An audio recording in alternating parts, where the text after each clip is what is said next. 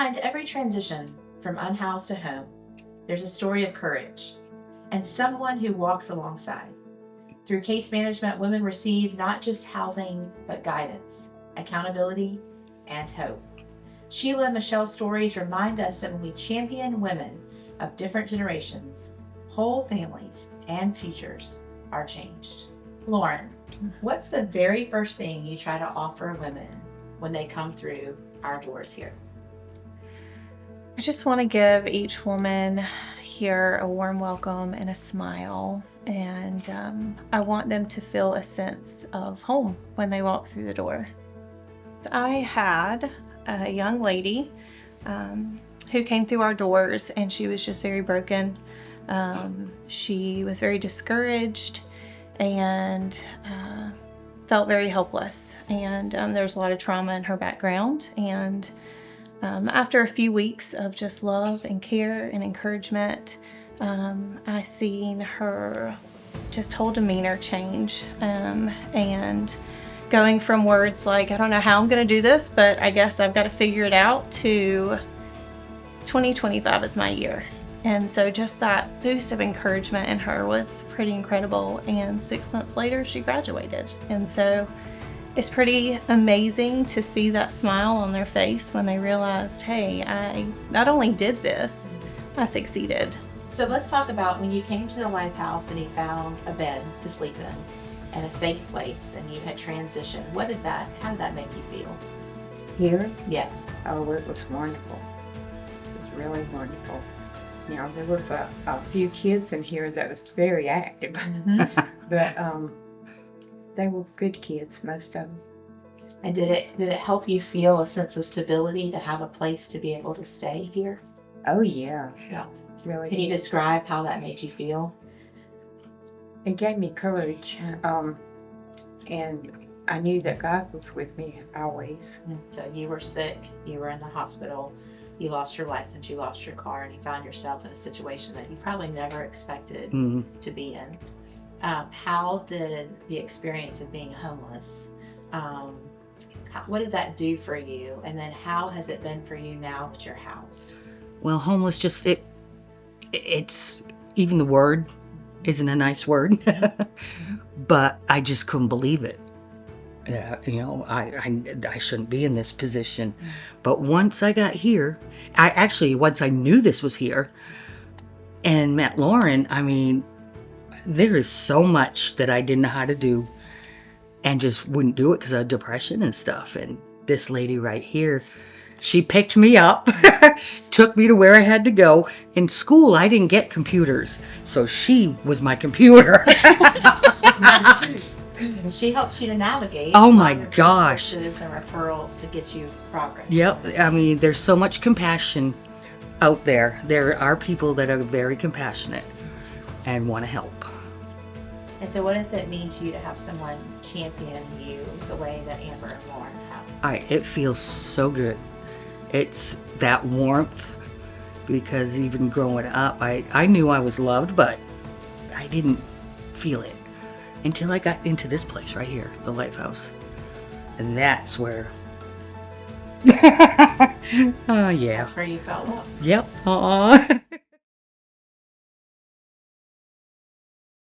Sometimes impact looks like one person deciding their resources can serve a bigger purpose. When Lance made one of his properties available at below market rate, it created not just a roof over Rosa's head, but the foundation for her next chapter. With the support of case managers, Rosa's story is one of resilience, community, and the power of saying yes. Today, we celebrate the transformation that happens when housing and hope come together. Rosa, what does having this home mean to you? It gives me stability and security and hope for the future. Can you describe a little bit of the difference between where you were before and where you are now? Yes, where I was before, it wasn't really the greatest place to be in. I didn't feel like I could flourish there, and when I came across the Lifehouse, it was an instinct of hope. The staff is very great.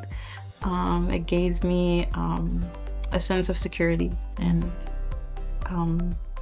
a plan to be able to flourish and move forward.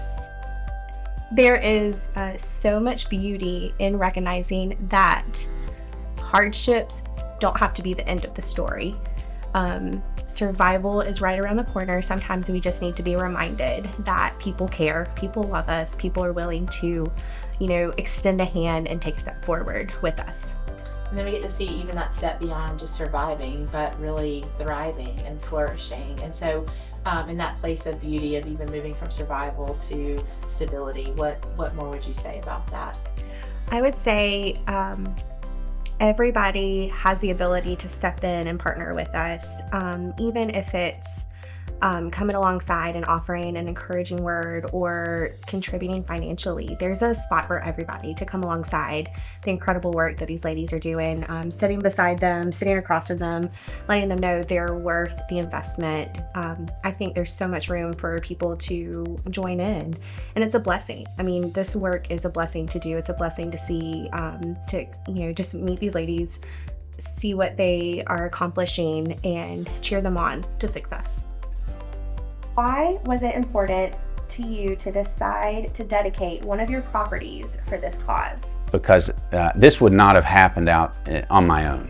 This happened in the context of God's community in His Spirit encouraging me to see what could happen. So as we began to dream about this, I leveraged kind of work from Henry Blackaby and experiencing God. If you see God at work, it's probably a good thing to align your resources and your opportunities with His. And I could clearly see God at work through Lifehouse and the pathways. And I say to people outside the area, there's a lot of Jesus in Rock Hill. And so I was excited to see that. And I'll say we were willing to have a concessionary return.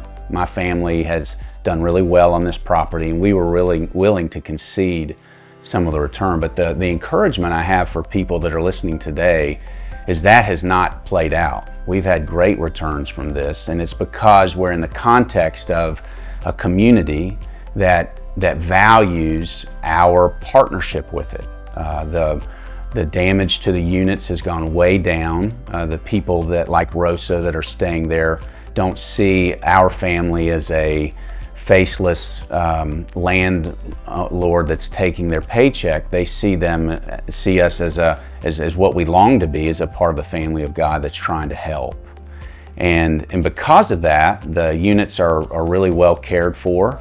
I know that your all's organization lets the people know that are living there, if we'll steward these well, then the next person will get to use that. And so what was, I'd given it over to be maybe a concessionary return, and it's been exceptional. And I would encourage other people to think more deeply about how they could do that as well. What began with a simple question: what if a property previously utilized for hope could become a place of healing? Through the faith of a church, the vision of a connector, and the generosity of an investing family, a property once on the market became a sanctuary for women in need. This is what it looks like when we connect resources, relationships, and purpose to meet the needs of our community. So interestingly, this was an idea that Laura Holliday called me about, and I began thinking about it and said, I'll get back to you, Laura. There's a board meeting coming up, and I'll talk to our board and see. But I wasn't sure. We had just come through a capital campaign and just raised some money for other properties, and just wasn't sure exactly where this might stick. And on a Sunday, just 5 days later, I was at church at Westminster Presbyterian Church, and Matt Feeman came up to me after church and said, Courtney, just want to mention something to you. If you come across a house that's in your buy box in Rock Hill, I'd love for you to reach out to our family. We're interested in partnering with the Lifehouse. So Matt, what prompted you to initiate that conversation with me on that Sunday? It's a good question, and shout out to Laura. The backdrop to that is, and you'll see the theme here, the third party that's not here is my dad. He passed away 3 years ago, but growing up with him, I was always DIY, in the trades, kind of home manager. And then when I went off to college, my dad and I we ended up buying a house that I ran and managed, and that I lived in for almost 2.5 my 4 years of college. And so that experience being a landlord, managing tenants, managing properties, and then the financial aspect of it, both the financial literacy piece and understanding the value that real estate can bring to a family and investor, an organization, gave me a love of real estate I've had my entire life. So when our family relocated here, I met my wife, and what's funny is we ended up at Westminster through actually the church my wife and I met at on one Sunday evening. She was actually late, and I was a door greeter at that time.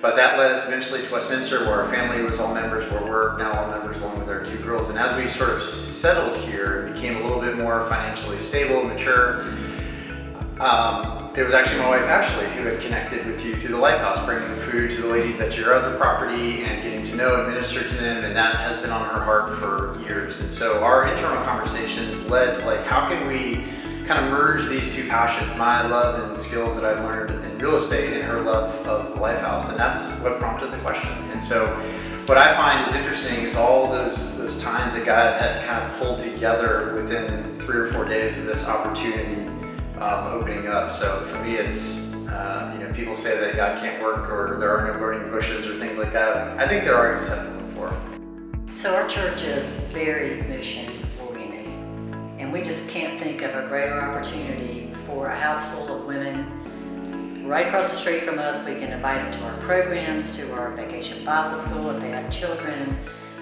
meals, and just include them in our church, and they're right here. So I think there's just all kinds of opportunities for us to reach out to them and them to reach out to us. You know, we lost Matthew's dad 2 years ago, and I had been married 49 years. I never had to worry about where I was going to sleep, what I was going to eat, or had to do anything like that. And now that I'm by myself, I see that other women aren't that blessed. And I'm very happy that he made it so that I would be able to do this, because he saved for me his whole life. And to know that I can pay that forward and help women that are going to be self-sufficient and have their own homes and their own families is just a real blessing. To be followers of Christ involves 2 key verbs. It's listening and following, and both of those are verbs. And in this case, he led us literally through the front door of this property, and all we have really done is sort of walk in the path that he created. Because if it hadn't been for my background or my wife's connection with the Lifehouse, your connection with Laura's connection with the church and the property, or Dad's connection obviously with you and his legacy, then none of those, all of those dominoes have to fall. So for us, it's I think being a active follower of Christ, something Mike just preached about a few weeks ago, is it doesn't mean it's not scary, and it doesn't mean it's not easy, but I think it's simple. Easy and simple are different, and so to me, if you just listen and you follow where God leads you, I think you can do great things for the kingdom, and that's what I would want anyone to take away. There's nothing special about me or any of us, and we've just listened and at this point followed. So we don't know where it's going to lead, right? We may find, who knows what, when we open up the wall, but we take that on faith. That he wouldn't, lead the Israelites to the Red Sea and not part it for them. So not that we expect that, nor am I Moses, but it gives us the opportunity to simply take advantage of what he puts in our path.